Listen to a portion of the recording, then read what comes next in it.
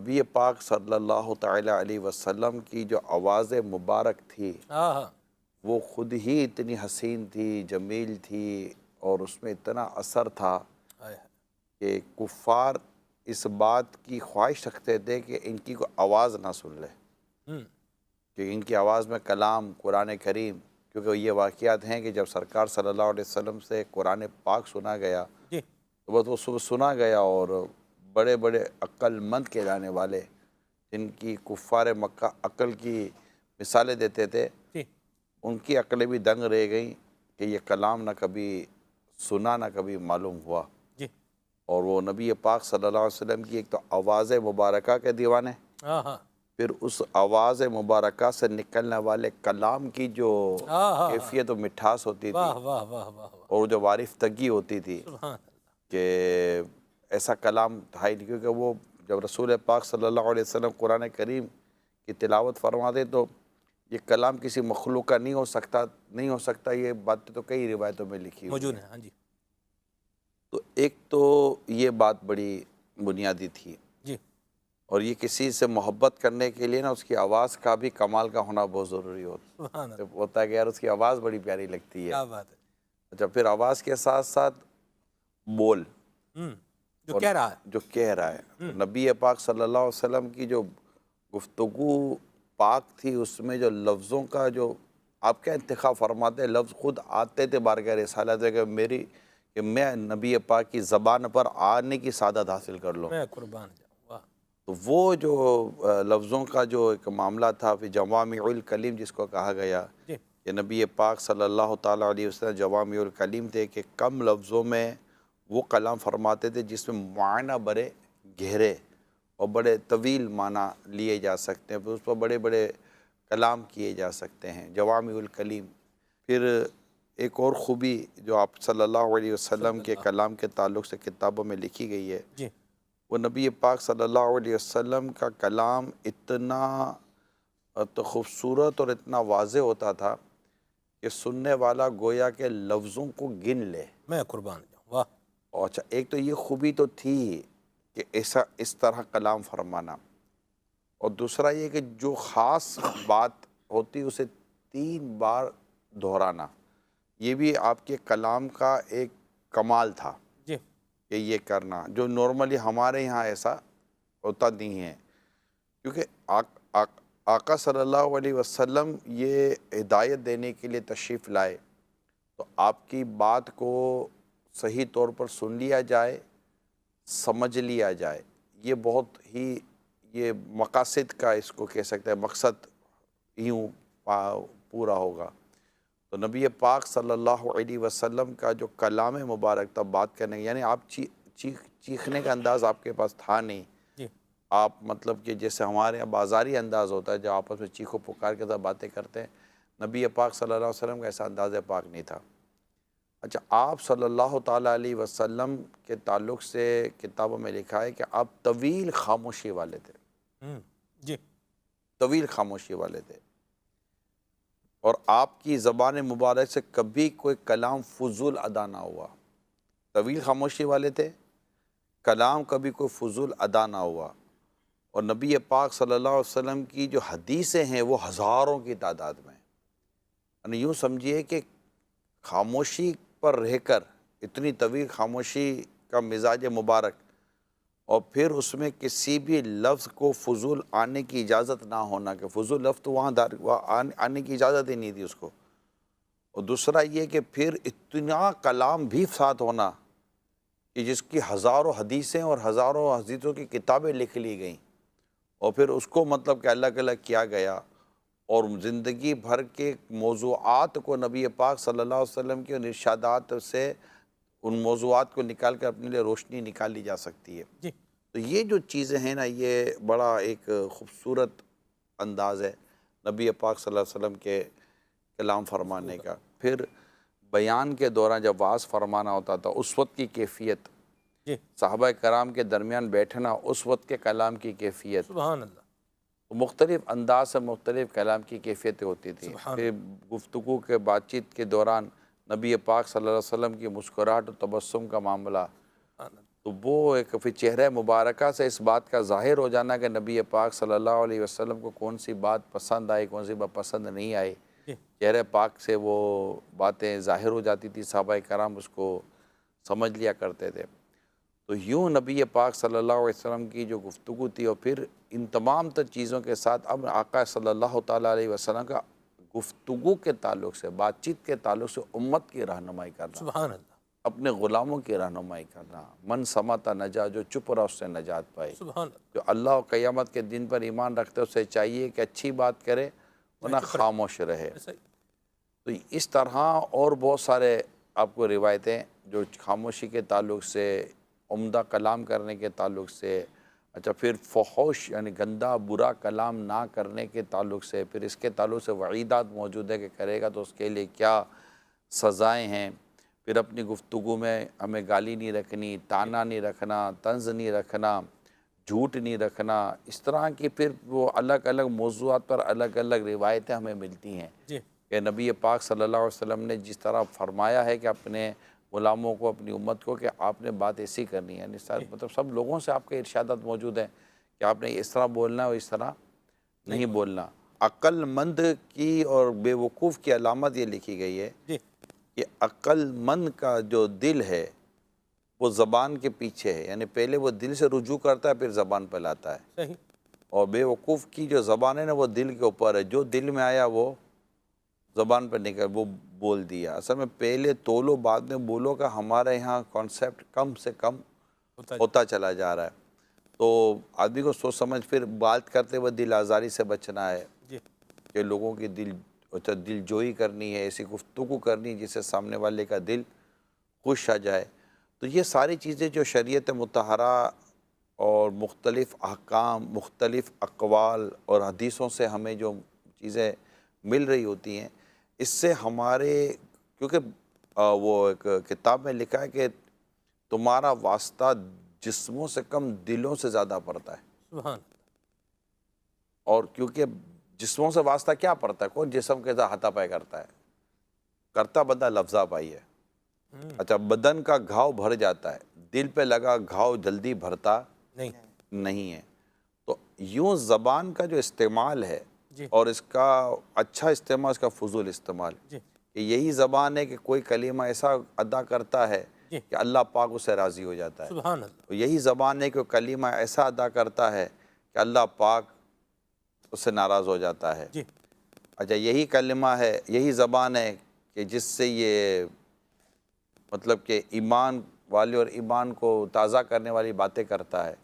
यही ज़बान है जिससे ये माज़अल्लाह ऐसी बात करता है जिससे ईमान ज़ाया भी हो जाता, हो जाता है। जी, तो ये ज़बान का इस्तेमाल, फिर ज़बान की अहमियत, फ़ारूक़ आज़म रज़ियल्लाहु तआला अन्हु का ज़बान पकड़ कर फरमाना कि इसने मुझे नाको चने चबवाएँ, यानी इसने मुझे तकलीफ़ में मुब्तला किया हुआ है। तो अगर यूँ हम सब कुछ देखें तो नबी पाक सल्लल्लाहु अलैहि वसल्लम की इरशादात, सीरत और फिर साहब और फिर दीगर अम्बिया कराम अलैहिस्सलाम, हज़रत ईसा अलैहिस्सलाम के भी इस मामले में इरशादात हमें मिलते हैं कि आपको किसी ने कोई बात पूछी तो आपने फरमाया चुप रहो, बात ना करो, भाई ये तो नहीं हो सकता, फिर अच्छा, फिर फरमाएगा अच्छा बोलो, यार चुप रहो। तो यूँ हमारे घरों के ज़्यादातर जो हमारे जो झगड़े हैं ना, फसाद हैं, जी, ये ज़बान की बेहतियाती की वजह बातों की से वजह होते से, हैं। क्योंकि ये ज़बान की बेहतियाती ने ही हमें मतलब कि ख़राब किया हुआ है, और बोलते वक्त बंदा सोचता नहीं है कि मेरा ये बोलना किस कदर नुकसान पहुंचाएगा। मैं एक मिसाल देता हूँ कि आप फ्रूट ख़रीदने तो जाते होंगे, जो भी जाते गए होंगे, फल की दुकान या फल की रेहड़ी पर बंदा जब फल लेने की कोशिश करता है तो मीठे फल का इंतखाब करता है, कड़वे फल का इंतखाब नहीं करता। मीठा है, जिस तरह फ्रूट लेते वक्त फल की दुकान पर मीठा फल लिया जाता है, इस तरह बोलते वक्त मीठा बोल लिया जाता वाह, वाह, वाह, वाह, है। ये याद रखें। वाह, सोचें कि मैं ऐसा क्या जुमला बोलूँ कि जिसका बोलना मुझे मेरे रब को राज़ी करने वाला जुमला हो और वो शरीयत को पसंद हो। हम बोलते हैं स्पेशली जब गुस्सा आता है ना, तो और उस वक्त जब हम बोलते हैं ना अल्लाह की पनाह, फिर तो ना तरतीब है, ना अक्ल होती है, ना समझ होती है, फिर तो जो बंदा कर रहा होता है वो कर रहा होता है, फिर घर भी इसी तरह बंदा फिर तोड़ रहा होता है। मैं आपसे ये दरख्वास्त करूँगा, सोचे फिर बोलें, यानी जिसको कहते हैं पहले तोलो बाद में बोलो। ये मुंह फट होना जो है ना, ये दुरुस्त नहीं है। और किससे क्या बात करनी है? अगर आपकी उम्र से बड़े हैं तो उनके लिए लफ्ज़ों का इंतखाब क्या होगा, और जो छोटे हैं उनके लिए लफ्ज़ों का इंतखाब क्या होगा। बाद औक़ात ये, क्योंकि ज़ाहिर मैं भी एक उठने बैठने का, लोगों से मिलने जुलने का सिलसिला रहता है। मैंने देखा है कि बाज़, जैसे अभी हमारे बयान हुआ कि बाज़ लोग वाकई मुँह फट होते हैं। अच्छा, उनको नहीं समझ पड़ रही होती कि हमको यहाँ कलाम करना है या नहीं करना, हमें ये बात करनी चाहिए या नहीं करनी चाहिए, हमें इनके ताल्लुक़ से ये जुमला बोलना चाहिए कि नहीं बोलना चाहिए। बोलने के बाद जब उसकी इज़्ज़त का साव मतलब कि बिल्कुल वो मतलब कचरा कर देंगे, अरे हम तो आपस में तो अभी चलती है ना। भाई नहीं चलती, आपस में किसने बोला चलती? कोई इज़्ज़त का कचरा करना कभी आपस में चलता है? नहीं चलता। लिहाजा ये, अच्छा ये ख़ुद तारुफ है। एक फ़िलासफ़र ने किसी को कहा, एक फ़िलासफ़र ने किसी को कहा, तो बोल कि भाई जानो कि तू कौन है। आपकी ज़बान, आपका कलाम, आपकी गुफ्तगू, ये आपका तारुफ है। अगर आप बोलते हैं तो ये पता चल जाता है कि ये तूतड़ा वाला है, तमीज़ वाला आदमी। अच्छा, बाज़ औक़ात ये होता है कि आप जब कलाम करते हैं तो किसी के सामने तो बड़ा मतलब कि आप वो लगा बंदा सा, बड़ा तवाज़ो और आजिज़ी वाला कलाम करते हैं, लेकिन जब जैसे ही उसको आप पीठ करते हैं, किसी और तरफ जाते हैं ना, तो आपका बिल्कुल लहजा बदल जाता है। तो ये बातों का ऐसा लगता है, अब समझ नहीं पड़ती, फ़ैसला नहीं होता कि असल ये आदमी कौन है, वो जो मेरे सामने था या वो जो मेरे पीछे, वो जो तू तड़ा अबे तबे चीखो पुकार और अब ये, तो ये बातों का मिजाज बन जाता है लोगों का। तो इसमें है ना, माहौल का बड़ा असर है। आपको मैं मिसाल देता हूँ, रेस्टोरेंट, होटल वगैरह में खाने पीने के लिए जाने का इत्तेफाक तकरीबन सबको होता है। एक रेस्टोरेंट वो है कि जहाँ ऐसा माहौल है कि जहाँ बाकायदा, भाईजान ज़रा इधर आओ यार, मेरी भी सुन लो भाईजान, यार चाय ले लो यार, थोड़ा इधर आ जाओ यार, ओ भाई इधर आओ यार, बात तो सुनो, दो चाय मांग रहे हैं आप, चाय नहीं दे रहे यार। हाँ तो वो भी आ रहा है भाईजान, आ रहा। फिर वहीं से खड़े करे, जो वो दूसरा जब घाक फारिक होगा काउंटर पे गया होगा तो वहीं से आवाज़ है, भाईजान से भाई 4 चाय के पैसे ले लेना भाईजान, इतने रुपये हो गए। हाँ भाई ठीक है। ये सारी बात हो। अच्छा, वहाँ आप देखेंगे तो वहाँ मतलब एक शोर और गुल, और ये वहाँ माहौल ही ऐसा होगा। अच्छा, एक रेस्टोरेंट में आप जाएंगे ना, वहाँ पर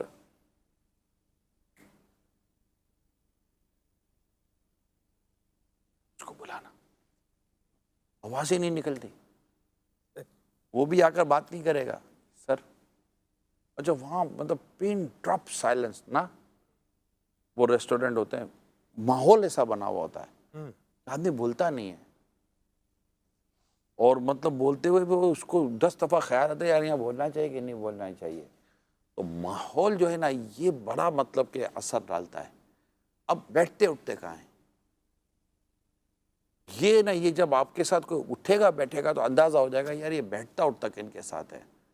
इंसान की पहचान उसके हम नशीन से होती है। आपकी सोबत कौन सी, आपके दोस्त कौन से हैं, आप उठते बैठते किनके साथ हो, वो एटीट्यूड, वो अंदाज, वो लैंग्वेज, वो वर्डिंग, वो उतार चढ़ाव, वो शोर व गुल, ये सब आपके उसके अंदर वो नेचर में आ जाएगा, तबीयत में आ जाता है। वो एक शख्स, अक्लमंद आदमी के बारे में लिखा है किताब में कि ये घोड़े वाले के पास नहीं जाता था, क्योंकि वो जो जिस तरह की आवाज़ें निकालते ना घोड़ा चलाने के लिए, घोड़ा गाड़ी वाला, बोला मैं जाऊंगा इसकी बातें सुनूंगा, इसकी आवाज़ सुनूंगा कि मेरे मुंह से भी वो ना निकल जाए ना, तो उससे वो मतलब वो डिस्टेंस रखते थे। सही। तो ये है लोगों की, ये मतलब कहते हैं कि जिसको अल्लाह ताला ने खामोशी दी है ना, उसके करीब जाओ तो उसको हिकमत दी जाती है। सुभान अल्लाह, सुभान अल्लाह। ऐसा मुंह फट बंदे के बारे में एक तासुर है कि ये दिल का बड़ा साफ होता है, जबान का जो भी है दिल का बड़ा साफ है। पता नहीं ये कौन सा दिल का साफ होता है। मैंने तो बस ये देखा है कि अगर अंदर में चाय गर्म है तो प्याली भी गर्म है, अगर अंदर में चीज़ ठंडी है तो प्याली भी ठंडी है। मैं ऐसा देखा नहीं है कि अंदर में चाय गर्म है और प्याली ठंडी है। जो अंदर है वो बाहर है यार, जो बाहर है वो अंदर है। ये मतलब ये अजीब सी एक हमारे लॉजिक है कि यार अंदर कुछ और है। अब अगर वाकई अंदर कुछ और है बाहर कुछ और है तो फिर इसका नाम कुछ और है। सही ठीक है, सही। तो ऐसा होता नहीं है। वो है ना कि लिखा है किताबों में कि एक शख्स नमाज पढ़ रहा था तो वो दाढ़ी से खेल रहा था, तो कहा गया कि अगर इसके दिल में खुशू होता तो इसके ज़ाहिर से ज़ाहिर होता। जी तो ये नहीं होता, मतलब आपके अंदर जो है वही बाहर निकले। भाई बाहर क्या निकलेगा? अब मैं मतलब कि ये पानी का बोतल लेता हूँ और ये हमने लिया, आ जाना भाईजान, ये आएगा गिलास, ठीक है, कैमरा मैन को दे दिया हमने थोड़ा सा काम, ये प्याला है सब। हाँ प्याला ले लेते, ठीक है, तो ये दे दिया। अब इस प्याले में मैंने ये डाला, इसमें से क्या निकल रहा है? पानी। शरबत क्यों नहीं निकला? बोतल में शरबत होगा तो निकलेगा नहीं। तो इसमें क्या था? पानी। तो जो इसमें था वही निकलेगा ना। ऐसा तो है नहीं कि इसमें शरबत और पानी निकले पानी। ठीक है। ठीक है, तो जिस तरह जो अंदर में है वो आपके बाहर आता है, नंबर एक। मैं भी एक मिसाल देना चाहूँगा। दूसरा फिर एक मिसाल देता हूँ कि ये प्याला है, जी अब इसकी ये अगर ये अंदर में ठंडा है जी तो इसकी बाहर भी इसकी फीलिंग यही होगी। ऐसा ये ही। अंदर गर्म है तो इसकी बाहर भी फीलिंग इसकी यही होगी। तो जो अंदर है वो बाहर। बाहर है। एक तो ये हुआ। दूसरा, ये दोनों चीज़ों का साफ सुथरा होना बहुत ज़रूरी है। सही। पानी है बिल्कुल साफ सुथरा, ठीक। प्याले पर गंदगी है सही। तब भी कराहत होगी। बिल्कुल। प्याला है बहुत साफ सुथरा हम्म। लेकिन अंदर में कचरा है तो भी कराहत होगी। बिल्कुल। तो एक तो अंदर बाहर की सफाई होना ज़रूरी है, मरहबा। अंदर भी साफ हो बाहर भी साफ हो। ठीक है। दूसरा ये कि जो अंदर होगा वही बाहर होगा। तो ये मतलब कि लोगों को बेवकूफ़ बनाने के बजाय हाँ। एक लॉजिक और एक अकल की और समझ की बात करें सही। कि जो पढ़ा लिखा आदमी होता है वो पढ़ी लिखी बातें करेगा। जी इसलिए बाद औक़ात कहते हैं यार इतने पढ़े लिखे हो रखो तुमने जहलों वाली बात की। जी। कभी मतलब वो बे पढ़े लिखे को नहीं कहते यार तुमने ये जहलों वाली बात क्यों की। उनको पता है कि यार अभी क्या बात कर लेगा। सही। या बाद औक़ात ऐसा होता है कि उससे कोई अच्छी बात होती कहते हैं कि यार देखो यार ये इतनी अच्छी बात कर रहा है। जी। तो उम्म ये हमेशा याद रखें, अगर अल्लाह पाक ने आपको अक्ल फ़हम समझ दी है तो बात करते वक्त ज़रूर सोचें कि मैं जो बात करने जा रहा हूँ वो मुझे बात करनी है या नहीं करनी। अमीर सुन्नत अल्लाह ताला इनको सलामत रखे। और मैं उनका ज़िक्र करूँ कि कल परसों की बात है, मदनी मुज़ाकर फरमाते इमाम आज़म रहमतुल्लाह ताला अलैह कभी कलाम में पहल नहीं फरमाते थे, पहल सामने वाला करता था। अब उसके बाद उसकी गुफ्तगू के मुताबिक कलाम फरमाया करते थे। इमाम शाफ़ी रहमतुल्लाह ताला अलैह के बारे में लिखा है कि जब आपको बातचीत आपको कुछ फरमाना होता तो आप पहले खामोश हो जाते। खामोश होने के बाद गौर करते कि आया मेरा ये बात करना मुनासिब है या नहीं है, अच्छा रहेगा बुरा रहेगा। यानी इतना कलाम और गुफ्तगू पर कुरान के आयत के तौर पर बात करने के ताल्लुक़ से, हदीसों पर बात करने के ताल्लुक़ से, नबी पाक सल्लल्लाहु ताला अलैहि वसल्लम के अपने सीरत और अपने किरदार के मुताबिक उससे देखें तो बात करने के ताल्लुक़ से, फिर अलग अलग अंदाज से अलग अलग लोगों से किस किस तरह बात करनी है इसके ताल्लुक़ से सारी रहनुमाई हमको एक गुफ्तगू के चैप्टर में मिल जाती है। बस उससे देख कर, क्योंकि गुफ्तगू खुद एक अमल है जी जो इल्म के साथ किया जाएगा। सुभान अल्लाह। अपने सहाबा को कुन्ये से पुकारना, ये बाकायदा किताबों में लिखा हुआ है। इनका दिल खुश करने के लिए अच्छे नामों से पुकारना, सुभान अल्लाह, इनसे इनका दिल खुश होता था। और जब कोई अहम बात जैसे किसी साहब ने कहा कहनी है तो उससे पहले कोई ऐसा कलाम फरमा देना कि वो पूरी तरह आपकी बात को ले ले और मुतवज्जे हो जाए। जैसे हज़रत मुआज़ रज़ियल्लाहु ताला अन्हु को आपने एक नसीहत फरमाई कि नमाज के बाद ये पढ़ा करो, रब्बी आइन्नी अला ज़िक्रिका व शुक्रिका व हुस्नि इबादतिक। मगर अब ये एक नसीहत थी, मगर नसीहत से पहले कलाम फरमाया, ए मास खुदा की कसम मैं तुझसे मोहब्बत करता हूँ। अच्छा, अब इस कलाम के बाद हज़रत मुआज़ रज़ियल्लाहु ताला अन्हु की तवज्जो तो वैसे भी इन साहबी की तवज्जो ने कहाँ जाना है, ऐसी बात। ठीक है। मगर वो किस कदर प्यारे आका सल्लल्लाहु अलैहि वसल्लम की इस प्यारे कलाम की चाशनी में किस कदर मतलब ये महव हो गए होंगे। वाह। और फिर उसके बाद जो नसीहत फरमाई, तो अब वो मतलब कि न पहला कलाम बोलना है ना आगे की। सुभान तो ये होता है, ये हमारे को ये समझाया और सिखाया गया है। घर आपके अमन का गहवारा रहेगा, आपका इंशाल्लाह आपस का इत्तेफाक और आपकी मोहब्बत रहेगी। आप बात करने से पहले सोच लिया करें, और वो बात आपको लगता है कि ये बात उसका दिल दुखा देगी, उसको तकलीफ़ दे देगी, मेरी गुफ्तगू में ताना है, मेरी गुफ्तगू में तंज़ है, मेरी गुफ्तगू में बेजा तनकीद है, मेरी गुफ्तगू में झाड़ना है, मेरी गुफ्तगू में डांटना है, मेरी गुफ्तगू में तमीज़ नहीं है, और मैं बदतमीज़ी वाले लफ्ज़ इस्तेमाल कर रहा हूँ, और इस तरह की चीज़ें, इसको आप गौर करेंगे ना, तो अज़ ख़ुद ये गौर करना रहनुमाई करेगा। या तो आप खामोश हो जाएंगे, या इनडायरेक्टली कोई बात करने की कोशिश करेंगे, या फिर कोई और हिकमत अमली इख्तियार करेंगे।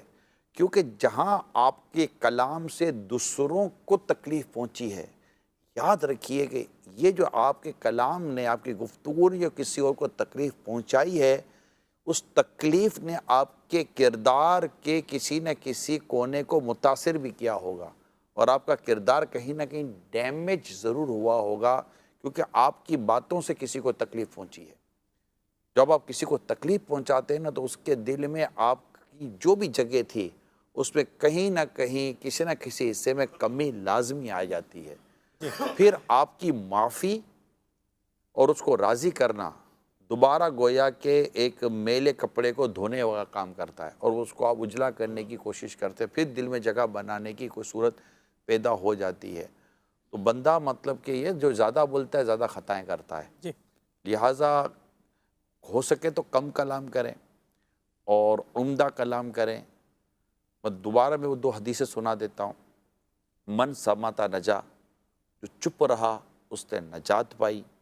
और दूसरी हदीस कि जो अल्लाह और क़यामत के दिन पर ईमान रखता है, उसे चाहिए कि अच्छी बात करे और ना खामोश रहे।